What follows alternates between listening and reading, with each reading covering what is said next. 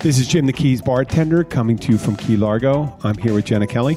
Hello, Jim. Yes, it's episode 205. 205. I'm going to call this episode Daytime Stripper. Ooh. I'll tell you a reason for that. Like but we were interesting talking story. about, I had a car problem and I was doing a lot of research, and actually a mechanic helped me out. A friend of mine. Actually, I started, the instrument panel went dead.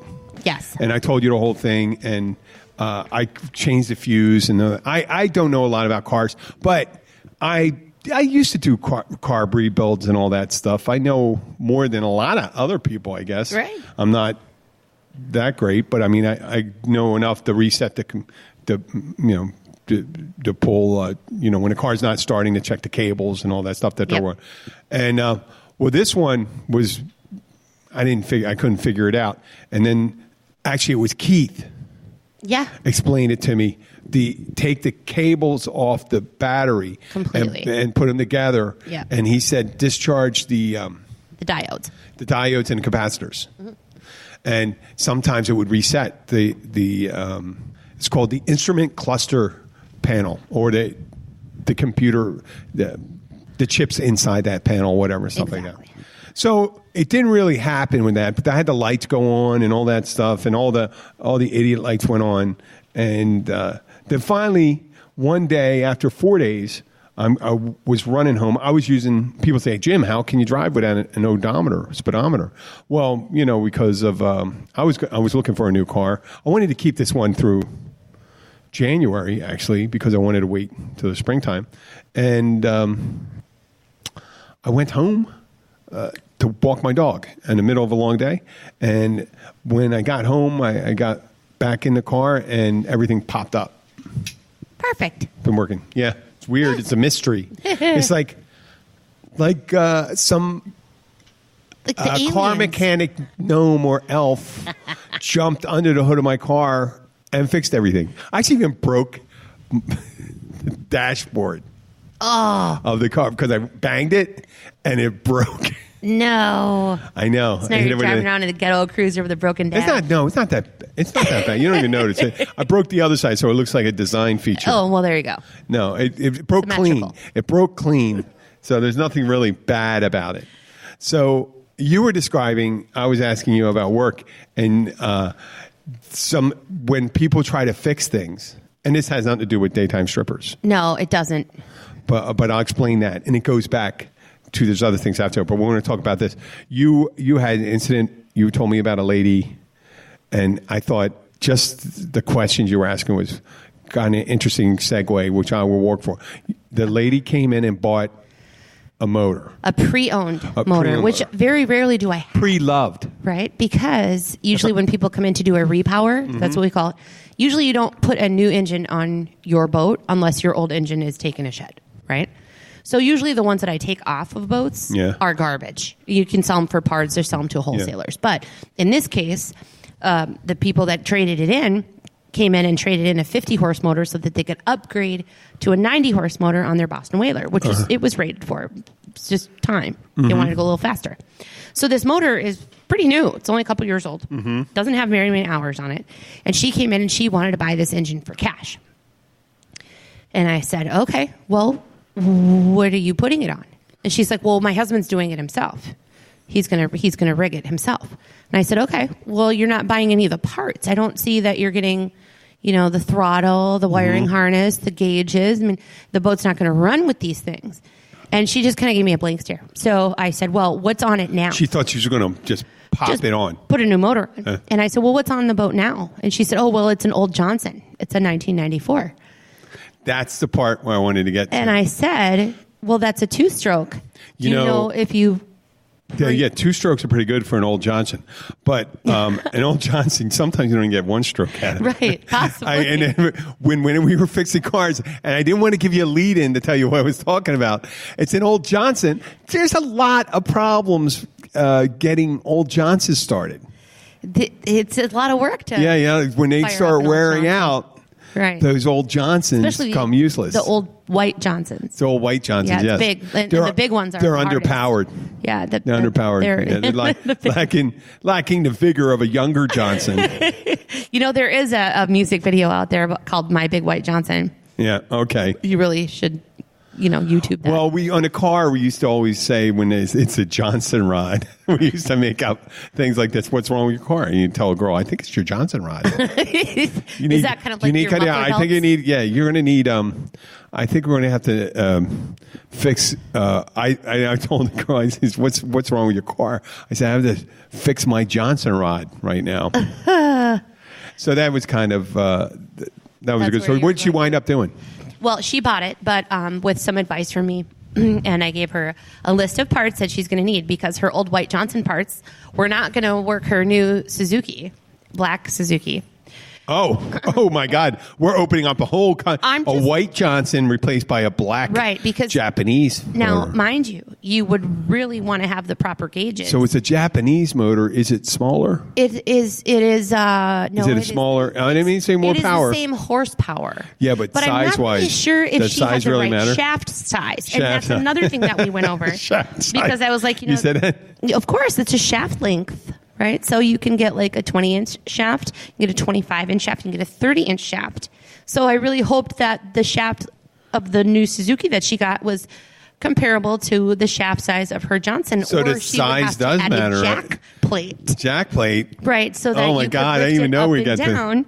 So that Holy shit. it sits at the right length under the water. What kind of perv invented all this nomenclature? I know, right? Jack plate. So do you want to hear the best part? What? The best part is that I had to tell her that if her husband is going to de-rig this motor by himself, he needs to understand that when he pulls out the wiring harness, which is only for a Johnson, then I know about wiring harnesses. that he needs to tie a string to it, right, as he pulls it through the actual frame of the vessel, because it has a lot of kinks and corners and travels to make to go from the transom into the helm. Uh-huh. So I said, just tie a string to the end of it when you pull it out. Yeah. So therefore, when you're ready to put in your new Suzuki harness, you have the string to get it. Yes. Absolutely. So she had no idea. And I said, you know what? If you have any questions, feel free to send me an email. What the hell would they do if they had done that? What do they have to do? Well, you would have had to use like rigging wire and re-bend it through the entire channel from the transom up to the helm. And then, it's. Is there a way to jury rig it and just lay it in along the inside? Well, you couldn't. Otherwise, you'd have to pick up the floor, right? Because if you look at a boat, right, the rigging tube comes out by the transom and it hooks to the engine, and then you don't see any of those wires at all. They go up into the inside of the helm and up underneath where the gauges are, up underneath where all that hidden. was a good. Right? So I told her to tie a string to it, tie a rope to it before you pull out the old harness, because then you can use that same rope to feed through your new You think harness. she pulled a string onto her husband's Johnson rod and this is what I'm on saying. it right so now? she needed to put a string onto the Johnson harness. Johnson on. Been able to pull it through, so you can find the. It sounds like something you get on a GIMP outfit or something like that. This is like perverse. Yeah, it's terrible. I didn't realize. No wonder you Which were like. Which takes us to the when you said that. So anyway, I said like this. We're going to tell the whole story, and then I was going to wait. But I wasn't going to hijack it totally. I just wanted. Yeah. It was funny that you mentioned that. I did tell her to consult YouTube videos before she starts. Which is disassembling. I mean, you can do. I know YouTube videos. They make jokes about it all the time. I watched the YouTube video. What was the commercial last year? I did stay at a Holiday Inn Express. Well, I did watch a YouTube video. I mean, if you do your Wikipedia research, read your manuals, go over how a specific task is to be done on a specific model, make a model of a vehicle or a boat, they can walk you in step by step. And there's obviously there's certain techniques and there's finesse with handling certain tools. And I'm not even getting to that innuendo part. I'm talking about the finesse of being able to do something. Like, I remember I told you a story about me changing a fender. They didn't have YouTube videos when I did back in college. I had a 1980 AMC Levi Edition AMC Hornet. Nice. Yeah, it was white with a Levi interior. And not a really good one, you know. Didn't even use a good They didn't denim. actually use real Levi's. They didn't. No, it was real thin kind of upholstery. fake- yeah, It looked thin. And look, I'm pissed. But I bought it. I bought it for $200. That sucker lasts for a long time. My brother crashed it into a wall of the base of a bridge. Ouch. On the Schuylkill Expressway after one icy thing. He was going on his co-op then, and he brought it back, and the front left side was crumbled. So I went to a place in Philly called Jimmy's Used Auto Parts. They had this old jingle. I still remember the jingle. If you want to play the thing, this starts, come to Jimmy's Used Auto Parts. And they had a commercial thing. So you go there, and I asked for a fender, and the guy gave me a fender, and I said, give me a bumper too. And it was like $30. Yeah. Which was a big outlay for money for my vehicle that cost $200. Yeah. So I go, fuck, I'm going to have it. And then it's green and a white thing. I ended up spray painting it. And Got to do what you got to do. I spray painted it. It was perfectly fine. $200 car. I wanted it to be the same color. I didn't want it to be that. So I had the crumpled up bumper and the crumpled up fender. And I took off the bumper and was on a rollerboard. And I'm in Philadelphia. And we're in far northeast. It wasn't row homes. We actually had driveways. There were twins, big twin homes. Mm-hmm. And I'm in front of my house. And the car is flat. In front of the house, it's an angled driveway going up. So I didn't put the car there because I didn't want the car rolling on me. I put it on flat in front of the house, and I'm on the rollerboard. I'm getting underneath to get the bolts, and I got the bumper that's kind of bent in about good 12 inches, and on the AMC Hornet, and I get this bolt off, and the bumper just kind of releases like a rubber band, and it was January, so I was wearing a lot of clothing, and it hits me square in the chest, and it knocked me 20 feet. Rollerboard, okay. Rollerboard right there. Mechanics, that's called a creeper. Yeah. Yeah. And, it knocked me 20 feet across, and the Italian guy across the street, he's barely spoke any English. He goes, "Are you okay?" And like that, and I'm going running over there. I'm like, he says, "Your face is really red." He said after a while, I didn't know what he was saying, but he said, "Your face is red." I was embarrassed, you know. I was like, had people watching what I was doing. So I got that off, and I got the bumper off, and then I got the fender. And I had these other replacement parts.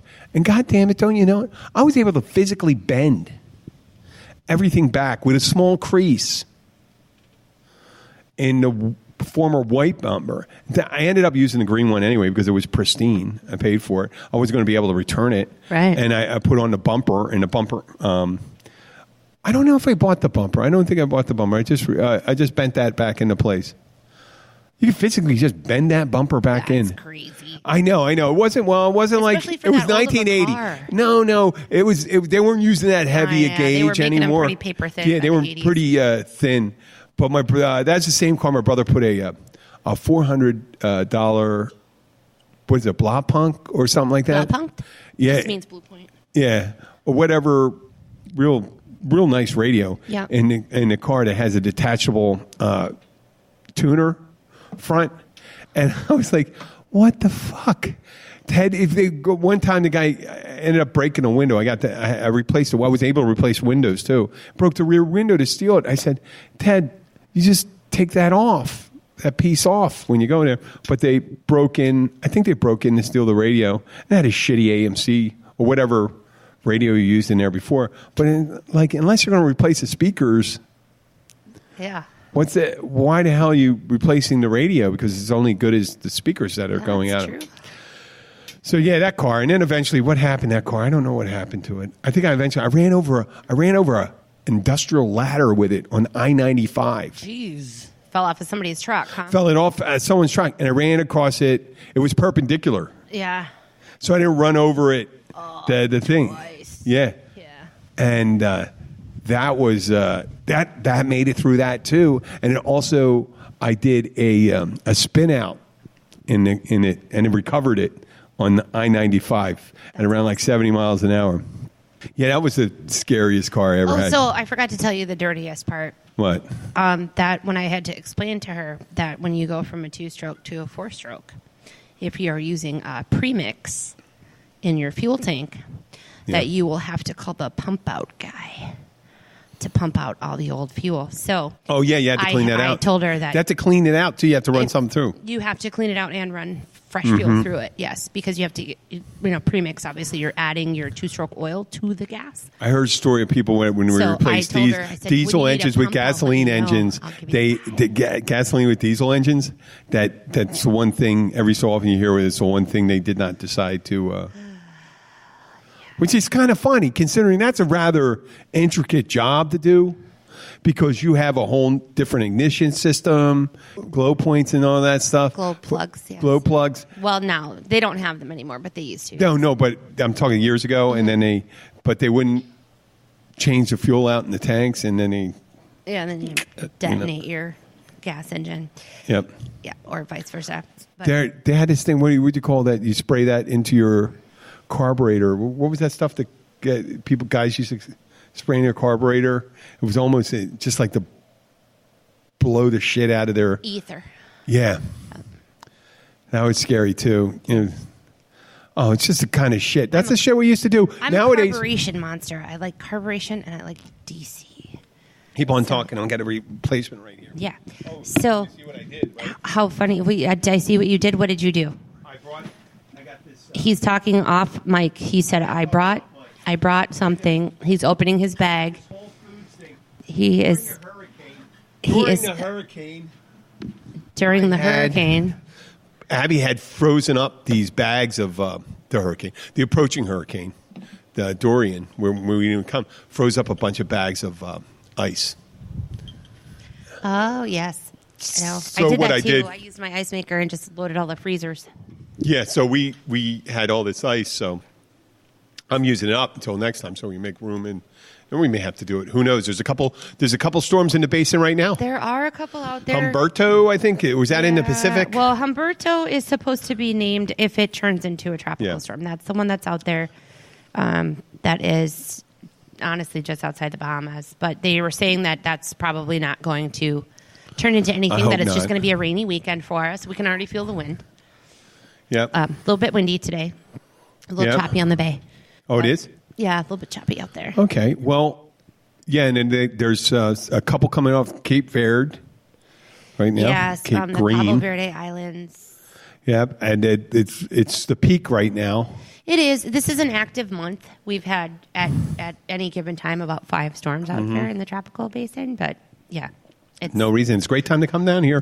We've been very busy at the catch. The other thing is this, what? too, right? The Bahamas. We were talking about the Bahamas, right? There was only the 2 most northern island areas of the Bahamas that were affected by the storm. There is a lot more than that. Oh, yeah. And there's what did he say? There was less than 15% of their hotel rooms were affected. Exactly. And the thing is that they still need money. You can't, if you go to Grand Bahama right now, half of it is pretty messed up, and pretty much all of Abacos is pretty messed up. But there's no reason you can't go to Bimini. There's no reason you can't go to the southern islands. Yeah. And all of the Bahamas is being affected by this tourist-wise, because the people aren't coming. Yeah. Thinking that everything is destroyed, but it's not. And they have limited resources anyway. Right. And they on a good day. really depend on the tourism. And I will tell you right now, if you decided to go to the Bahamas, to the areas that were not affected. Like Atlantis? Yes. If you want to go to any of the areas of the Bahamas that are not affected, so stay in the southernmost area or go to the central area.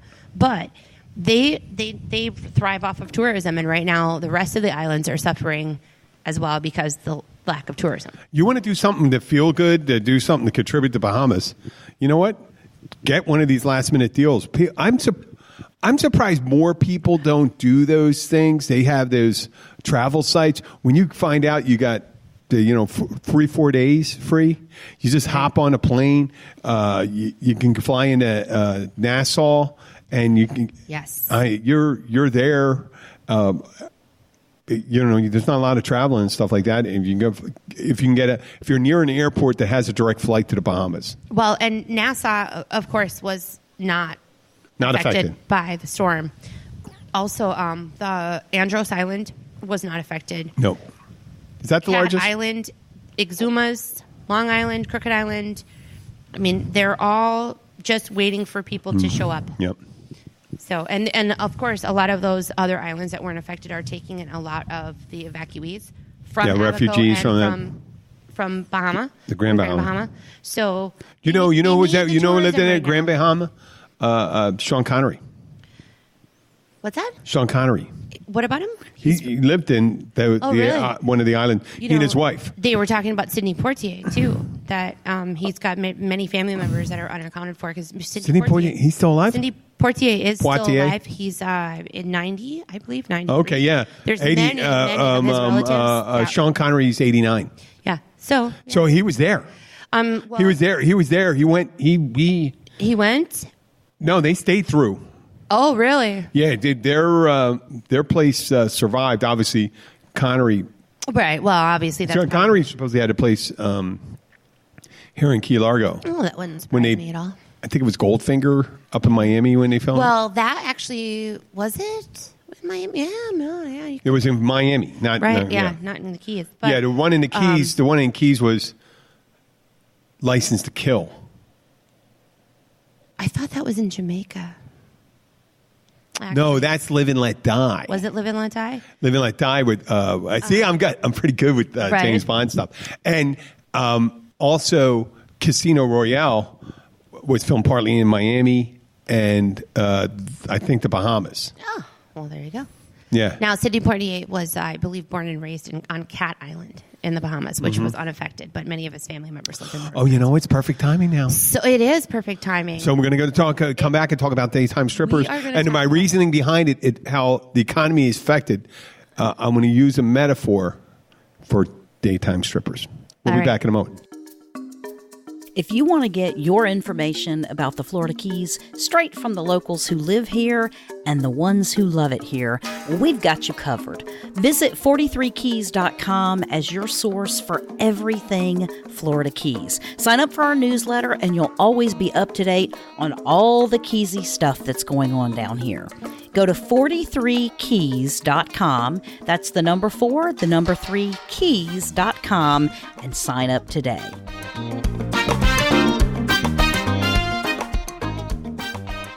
Hi, we're back, and back to the episode we called 2005. 2005 again. 2000 again. We jump ahead 205. Jumping into the future. I like to insert a big zero when I'm. I guess you just like to add an extra zero. Extra zero. Just I'm a Y2K. I don't know if that necessarily, but daytime strippers. I was reading today how.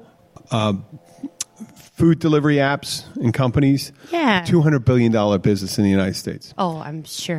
They're not necessarily generating that type of income, but they're generating that type of investment. People that are willing to, the amount of business.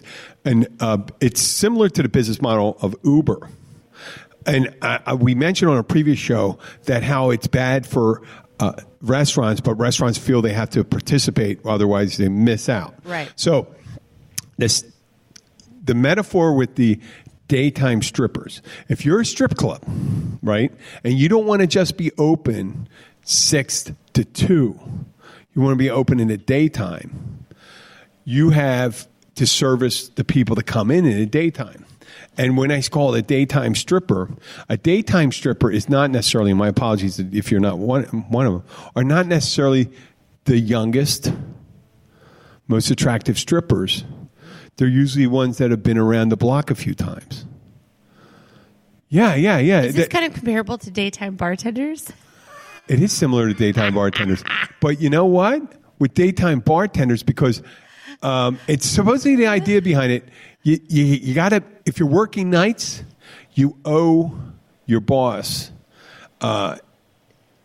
coverage, because you can't just be working the biggest nights. Now I have the people I work with that only work a big night, and they lost a band night. One of the people I know, and they said, tough shit. You know what I mean? Yeah. Because if you can't make your night big. On the biggest night, sometimes they got more bartenders, you make less. So if you're a good bartender, you can handle the bar yourself and stuff like that, then you can evening, you can make a go in. And some daytime, sometimes I make about 70%, 75% of what I make at night. Right. And it's a set time you're out, a set time you're in, and a set time you're out, because you come in when it opens and your shift change comes in.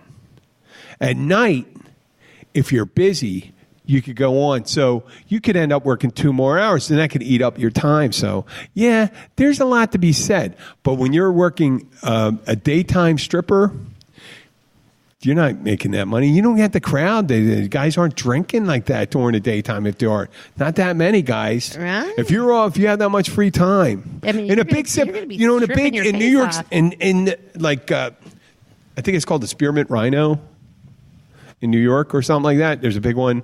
There's another one, a famous one in New York City. Manhattan, yes, you can get some great daytime strippers there, but in Northeast Philly, no way. So what I'm suggesting is that there's people that work those because they have to, and they do coverage and stuff like that. So when it comes to Uber, let's go back to Uber and Lyft. And we're in the Keys. And the phenomenon that just occurred, now I'll attribute this to the food delivery apps.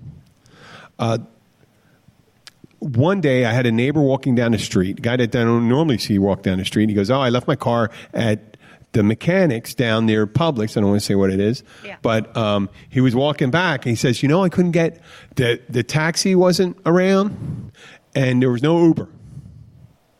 There's no Uber. Now, the thing with Uber, it's all requires demand. There's no set time for it. They don't pay people to be on duty. They work when they're going to get work. If there's when it's very slow, there's very limited Ubers. Now, when it's busy on the holiday weekend, there's a shitload of Ubers. There's Ubers from Miami to come down and stuff like that. So what happens when that happens? What happens to the local taxi company?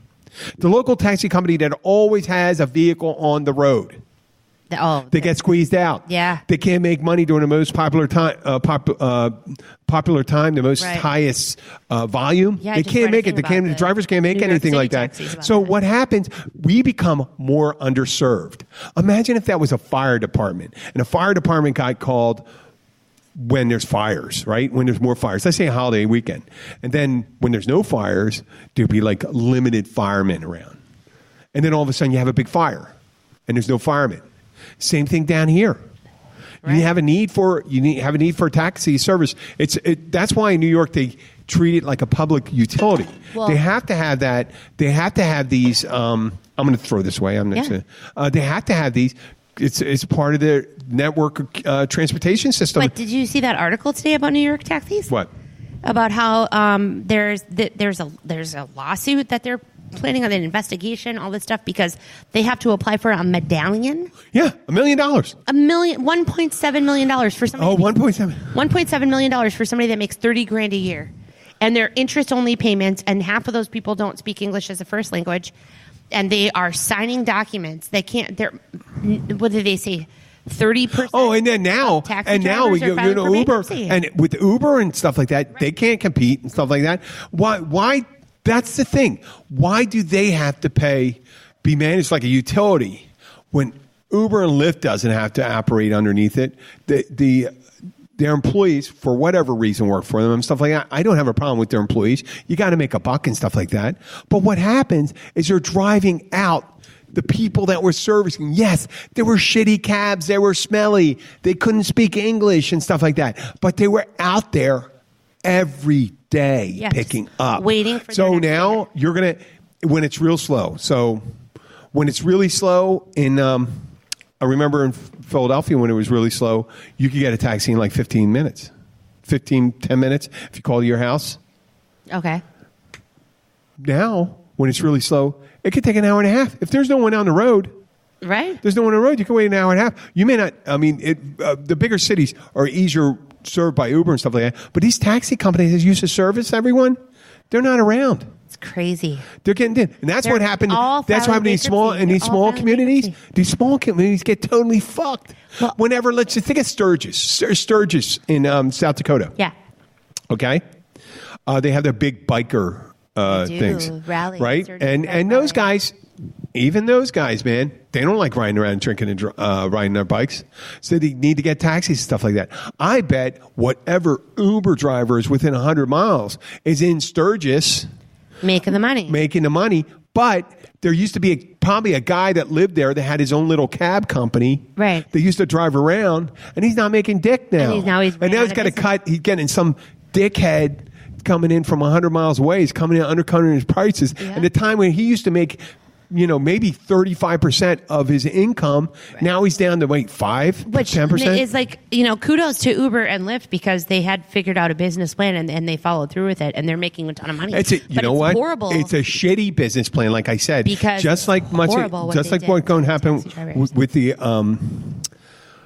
we'll go and explain this one with the pharmaceutical companies when it came to opioids. Because there's big lawsuits now. And actually, Purdue Pharma has to pay out. It has to go bankrupt and pay out all the profits that it had. And the family that controlled it, they finally, some of the people didn't destroy all their emails. Oh. And they got the whole backstory about what happened with the opioids, how to market them, how addictive. They knew they were addictive. And then when it got real addictive, they started getting, and they realized there was a huge market for the drug to get people off the addiction. They got into that. Well, of course, yeah. What's those motherfuckers.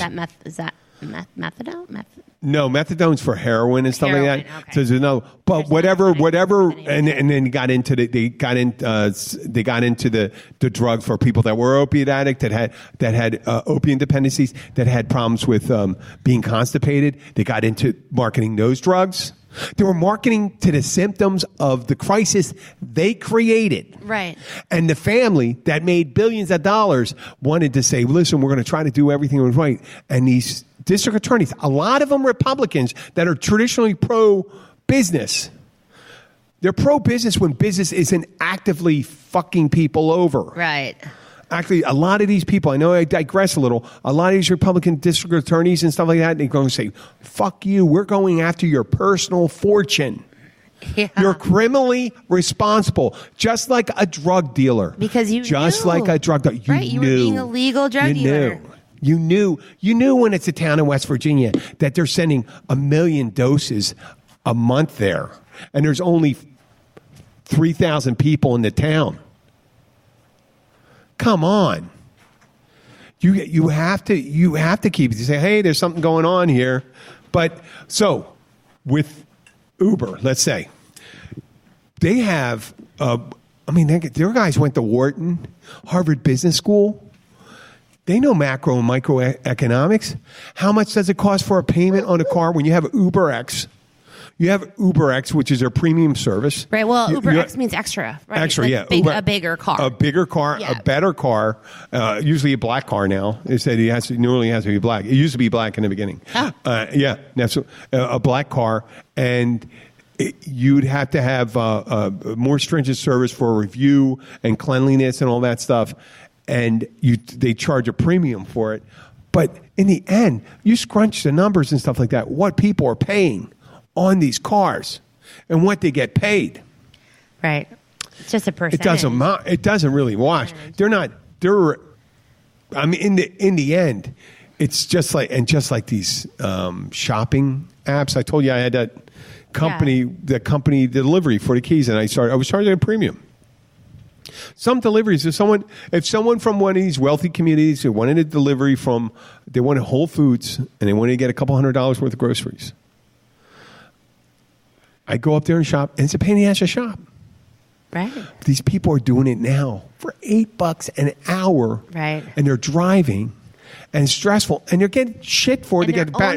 And their own vehicles. Their own car insurance. With their car insurance and stuff like that, making minimum wage, maybe a tip. And some of these companies, which we did, I don't know if it was Grubhub or another one, but the credit card tips was being used to defer the wage. Yes. It wasn't being used as it was intended, as a tip to the driver, where this was a supplement to their wage. That's what a tip implies. This is on top of it. Yeah. This is not something that goes through the hands of the employer. It does have to go to the hands of an employer. If you're going to accept credit cards, you're going to have to accept the thing. An employer sometimes used to say, and we had this discussion on the podcast before, some of these people want to charge the processing fee to the employees. Right. For the 3%, the 4%. Yeah. Well, if they get and especially when people tip really high, and they said, well, we got to pay out more. I said, do you realize what you're saying is because you provided, as an employee, provided premium service to someone who inspired them to tip you greatly. You're going to penalize me for excellent service. Take my money from a person that has money to spare. Now, that's the thing about credit cards. American Express is a premium service and stuff like that, and there's a reason why we take American Express. There's some places that are popular enough, they don't take credit cards. And we know one down here. Yes, we do. The Caribbean Club. Yes. They do not take credit cards. Nope, there's an ATM in the corner. The ATM, take that. And I tell you what, you're going to pay a fee when you go to that ATM as well. It's fine. Or you could just, Or just bring bring cash when you go to. Right. Yeah. Yep. That's just the way it is. That's the way it is. Now, you know what? Maybe if people said, hey, if we're a restaurant, we're going to call them the cash only. Right. The cash instead of the catch. Yeah, the cash. It's all cash. We're going to keep our prices back. We're going to hold our prices for 5 years. Same price. But we're not going to accept one credit card. Right. Yep. Well, the other thing is that when someone tips on a credit card, right, then there is no denying of the dollar amount of what that tip was. Right? So let's say somebody tipped you $10, and then your boss is going to take... Well, not this one. The catch gives you everything. The catch gives you... They give us everything, and they give it... And let's say to the credit. They give it to us. They give it to us that night. Right. There's a lot of restaurants out there that collect them. There's a lot of them that pool them. There's a lot of them that take them and decide how much they're going to give. Right. Which is some fucked up shit. But for example, let's say you work for one of those restaurants that does that fucked up shit and you got tipped $10. Yeah. And then they're going to charge you back the 3% credit card merchant fee. 30, yeah. Right? And then on top of that, they're going to report that $10 extra to your income. Yeah. Which, because you're a bartender in this state, right, you're not regulated to be paid minimum wage. You might make $3 or $4 an hour, possibly, right? So now... I do better than that. Right? But now your tips are being accounted for on the credit card bill, therefore you're being taxed on your full tip as well. I mean, the reason that that whole minimum wage doesn't apply to it's a wink and a nod. Right. Because if you're not going to provide an income, a living income through your payment, then you've accepted that this industry is somewhat exempt. Exempt. I didn't say exempt from paying taxes. Somewhat. They have to report. Mm-hmm. And if they say you got to report 100% of it, what are you going to get? Well, eventually, it's going to fucking... McDonald's is going to eventually one of these fast food places, you are not... There may be less in 5 years. There's going to be less and less humans working at those places. Well, and considering what I'm not saying, it's just not that great a job. They do run their commercials, talk about people going to college and stuff like that. Yeah, and it's some of these small towns and stuff like that. It's fucking great. Yeah, they got these scholarship programs and stuff. There's a lot of them that work there for their entire careers. Mm-hmm. They start there in high school as a part-time job, and they finish out. They retire at 65 from friggin' McDonald's. Like some of those. Corporate, right, McDonald's corporate. Right. I mean, there is a company. There is a company in. I'm not tooting the horn of my local state, but there's one called Wawa. Mm-hmm. You heard of it? Well, yeah, they're starting to open Wawas down here. You know about their profit sharing company? They are a profit sharing company, much like Costco. Yes. And Costco has been very successful. They held the line. Their customer service is excellent because once you have buy-in from the employees, holy shit. Kathy and Paige do that pretty much at where I work. They buy in because the profits go to us too. Right. When you consider the more successful they are, the more successful we are. Of course. That's not necessarily for any. I think there's a couple other places that do it. Like Publix seems to be very good at cultivating their employees. Yep. Down here's a local supermarket. Plus, they're in the Meat Cutters Union. Yep. Okay. Everybody that works at Everyone that works here? Everybody that works at a grocery is in a meat cutters union if they're part of the union. So a lot of the little mom and pop, little tiny grocery stores like Fairways and stuff like that, some of those aren't. But if you have a butcher shop, a legit butcher shop, you have to be in the meat cutters union. Wow. Yep. Well, I guess that's just a food safety thing. It is. Would you want anybody, dispensing? Oh, well, if you ever read the book The Jungle by Sinclair, it was written in the early 1900s. It was about the meat packing industry. And it was horrible. And then when it came out, people realized the working conditions they had, the food safety, how their food was being handled, the amount of vermin that was present in their processing plants and things like that. I wish my sister was here for this conversation right now. No, but what happened? It changed the industry. Yeah. Because people had no idea. They had no idea. It's just like when human trafficking came around. And people say, well, when it came around, human trafficking has been going on forever from the invention of slavery. But that's what human trafficking is, that you're taking advantage of someone to do that. But where were we at this point? I have to tell you something, though, that I know on an inside track. Yeah. So I know a commercial truck driver, right? And that specific commercial truck driver was a owner-operator and basically drove his own semi. And then you just use other people's trailers, like a van trailer, not a flatbed trailer, but a van trailer is something enclosed. And then there's reefers. They call them reefers right? Like refrigerators, right? So I knew a trucker, still know this trucker, that hauls reefers for Taco Bell. Taco Bell. Okay. And they have other affiliates as well, aside from Taco Bell. And was one time stopped by DOT, and the trucker has to carry a package that has the key to the lock of the reefer, right? So when they were inspected by DOT to make sure that there was nothing, inappropriate being hauled in this refrigerated vehicle, frozen actually vehicle, opening it up, upon inspection, there was sides of beef hanging from the top of the trailer, right? And when they shined the light inside to show all of the frozen sides of hanging beef heading to Taco Bell. Yeah. There was gaping holes, like drilled out holes, like if you were to take a hole saw and drill right through these sides of beef. Absolute holes. Yeah. Where it looked like polka dots. And when questioned about it, he questioned it because he was like, well, I don't really understand. I mean, I just work for this trucking company. I just picked up this truck. I'm hauling it from here to here. I don't understand why these sides of beef have holes all in them. And it was the DOT officer that told him, well, that's because that's where they take the tumors out. Oh, wow. So basically, every time there is a side of beef that's hung, they actually have to x-ray that and before they can put it into food service, they have to remove every single cancerous tumor that's in the side of beef. Which, depending on the different parts of the country, as he learned over time, many years. That was actually legal. And it's absolutely legal as long as you remove the cancerous tumors from the sides of beef.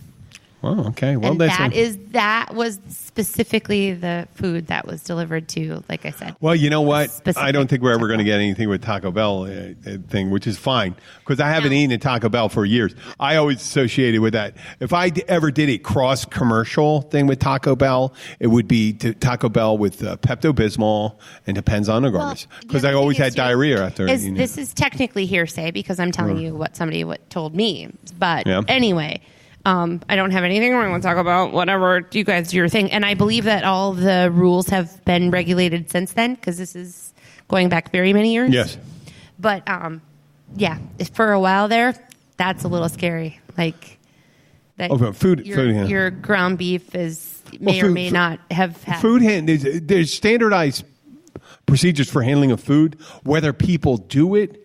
Now that the way they adhere to it, right? Now that is based on inspections. Yeah, based on inspection when they come in there and you know how quality control is. You may make 1,000 pieces of candy, but quality control needs to test 2 or 3 of them to make them pass. So that's a little spooky, like really. Well, tumors. Yeah. Well, we That actually we should. That's a whole nother show. is But we were talking about that how these big companies, like I said, the food delivery companies, they come in. There's restaurants that barely meet, that barely make profit, and then you're going to ask them to contribute because of the business model, contribute a portion of that profit to that, and then actually the food delivery company has to eat. I found out has to eat the bad deliveries. Yes, they do. It's just like warranty. Yes. Yeah, they have to eat the bad deliveries, and I say they're losing. They haven't been making money. They're just like for years, Amazon didn't make money. Right. Uber didn't make money. Tesla hasn't been making money yet. No, didn't they file for bankruptcy? What? Tesla? No. Tesla filed for bankruptcy? I thought they did. Nope. No. Okay. Nope. I didn't hear that part. No, Purdue Pharma did. That's what I mentioned. No, I thought that Tesla fell. Tesla, are you checking that right now? I am. Well, what I'm saying is that these companies, they have these great ideas. Providing more service. But the people that do the work right now, they're just doing it right now as a stopgap until they get like Uber and Lyft. Believe it or not, when autonomous driving vehicles go out there and you're able to just figure out how to deliver it to their door without involving a human, the first thing they'll do is get rid of those humans.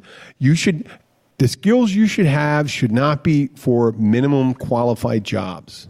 They should not be for the minimal. If that's the way you're going to market yourself, you're going to quickly be out of a job because anything that can be quickly automated will be eliminated. Right. So ask anybody that used to put it, and I saw this in Charlie in the Chocolate Factory? The guy that he screwed on the tubes, the tops on the tube, the toothpaste. But then they got a machine. Yeah. And then to do it on, and then he got fired. But then later on, he was hired to repair the machine to fix it. Yeah, to fix it. Okay, so what I'm seeing is that I don't see an actual filing for bankruptcy. No, there isn't. It's a rumor. I have a article that's by Mike Guy that says here's why Tesla will go bankrupt. No, they won't go back. You know what? I'll tell you why people do this, Jenna.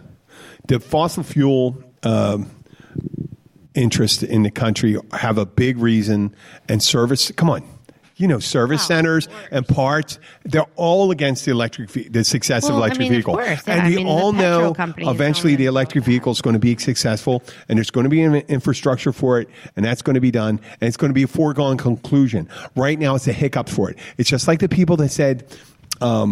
The television was fad and all that stuff. And cell phones, beepers. Natural gas lamping was never going to, it was just a fad. It was just a phase. Well, natural gas, oil, the petroleum industry saved the whales. You know that? They saved the whales? You know that? No, tell me. Oh, until the mid-1800s, the primary lighting was whale oil.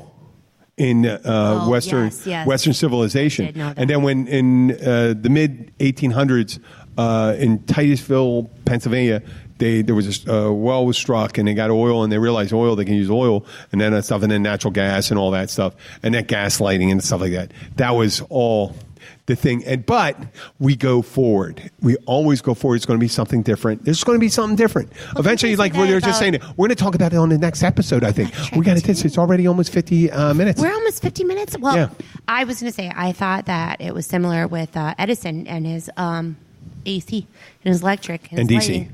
No, he was DC. He was DC, yes. But they... and Tesla was AC. Nikolai Tesla was AC. Didn't they say that it was just a fad, that electric wasn't actually going to catch on, that they had to stick with gas? Well, and Edison said AC was a stupid idea. And he used to electrocute. He used to take animals and electrocute them. Oh, my God. It was a real dick move. Yeah. There's a funny, if you ever see Drunken History. Drunken History. There's one with John C. Reilly, and I forget who plays Edison. Or they get a drunk guy who's either a historian or someone that's a fan of this historic episode, tells a story to get him drunk, and they have the drunk person doing the narration and the actors acting it out, but they're the voice. Also, it's hilarious. The one, Will Ferrell as Lincoln and Don Cheadle as Frederick Douglass. Don Cheadle Oh my cracks me God, up. it's awesome. Okay, well listen, I'm going to thank you. It's 50 minutes here. We're going to take a look. 50 We have minutes. 50. Episode 2005. 2005? Unheard of. We'll be back All right. Bye. for 2006. Well, yes.